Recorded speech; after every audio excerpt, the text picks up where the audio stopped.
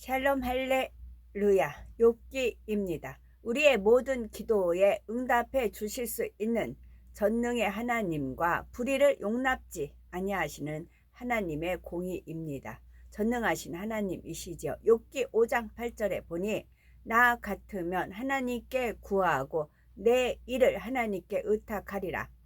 엘리바스는 앞서 욥아 네가 아무리 부르짖어 구해도 하나님께서 응답하시지 않을 것이다 라고 말해놓고는 이제는 자기 같으면 하나님께 구하여 응답받을 것이라며 하나님께 의탁하라고 욥에게 충고하고 있습니다.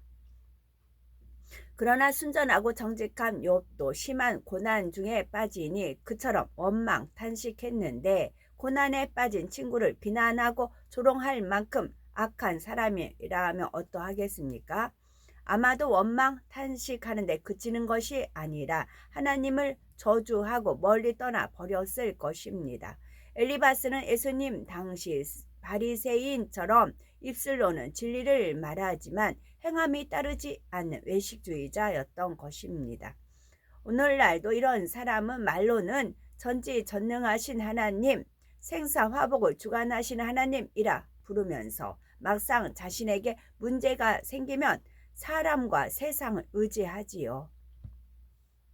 유다의 아사 왕은 왕위에 오른 지 35년까지는 하나님을 의지하며 정직하게 행했습니다. 구스의 100만 군대가 유다를 치러 왔을 당시 유다 군대는 58만 명에 불과하여 이길 수 없는 전쟁이었지요.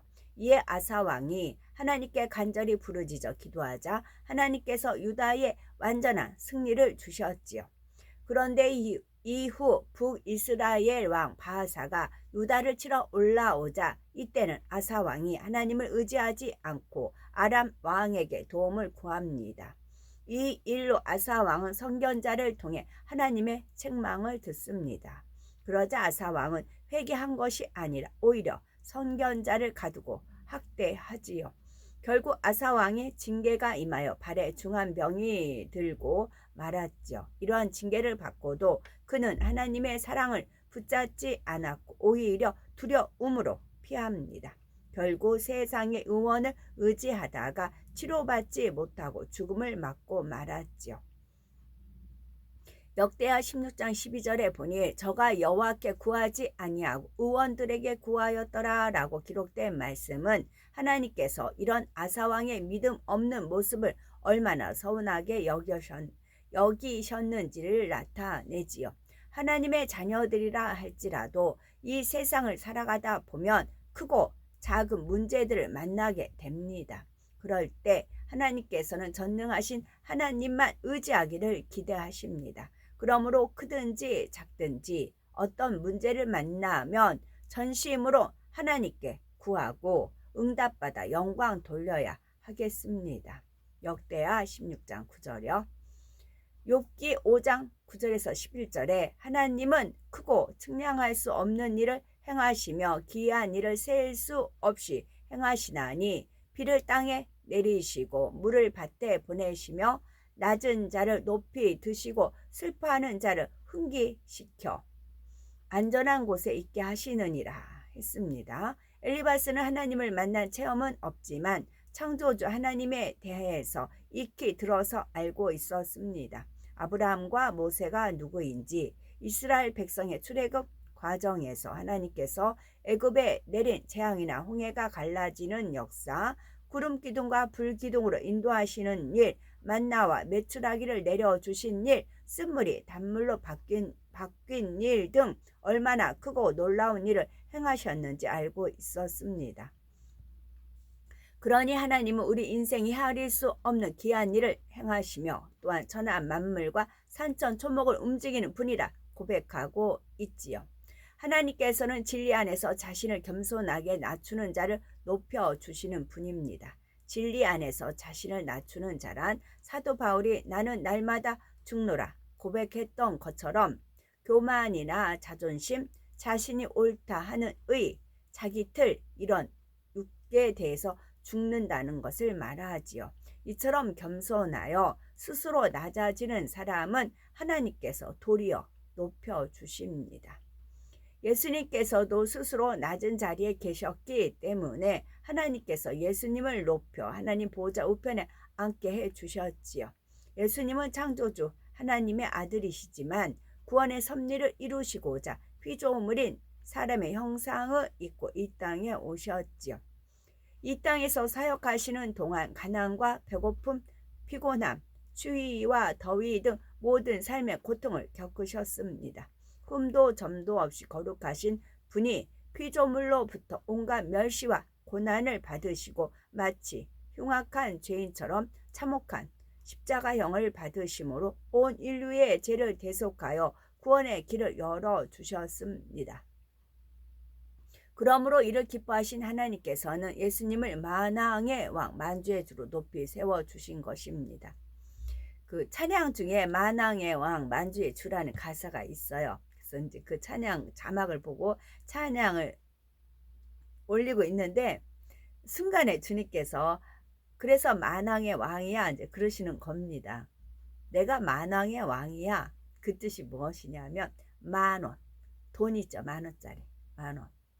그 만원, 그 돈에도 왕이시라고요. 그래서 속으로 웃으면서 계속 찬양을 했습니다. 만왕의 왕, 돈 만원, 만원, 그것에도 왕이야 그러셨어요.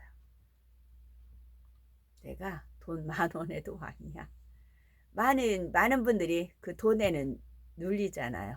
돈보다는 주님인데 주님보다는 돈 그러잖아요. 근데 만원에도 나는 왕이야. 만왕의 왕이야. 그러면서 만원짜리를 떠올려 주셨어요. 주님 좀 코믹하시다고 하더라고요. 그러시더라고요. 슬퍼하는 자를 흥기시켜 안전한 곳에 있게 하신다는 것은 곧 영으로 애통하는 자를 위로해 주신다는 의미입니다. 마태복음 5장 4절에 애통하는 자는 복이 있나니 저희가 위로를 받을 것이며 하신 말씀과 같죠.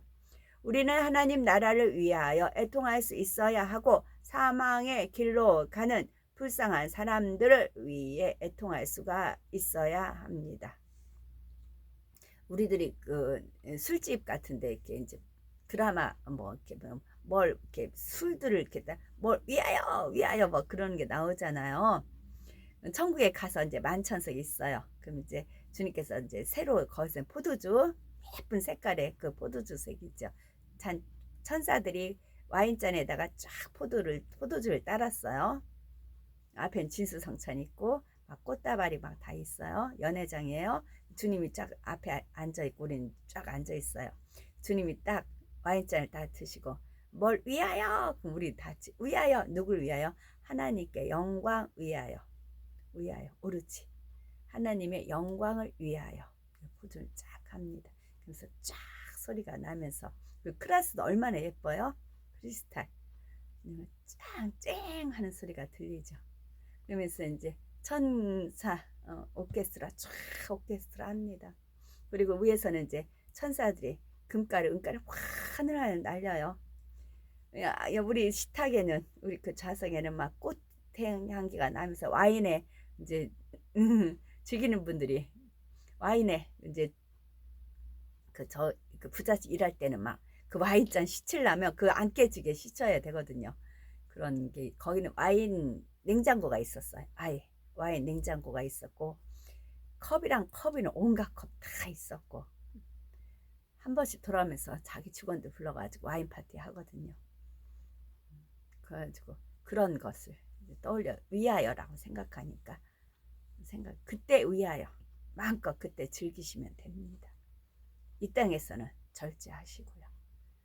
슬퍼하는 자를 흥기시켜 안전한 곳에 있게 하신다는 것은 곧 영으로 애통하는 자를 위로해 주신다는 의미입니다. 마태복음 5장 4절에 애통하는 자는 복이 있나니 저희가 위로를 받을 것이며 하신 말씀과 같지요.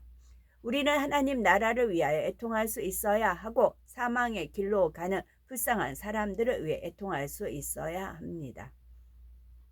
뿐만 아니라 하나님을 모독하거나 해방하는 일을 볼 때 진리 안에서 의로운 피가 끓기도 해야 합니다. 하나님의 영광을 가리고 하나님을 멸시하는 불의한 일을 볼 때나 사망으로 가는 영혼들을 깨우쳐 주고자 할 때는 의분을 바라야 하는 경우도 있다는 것입니다.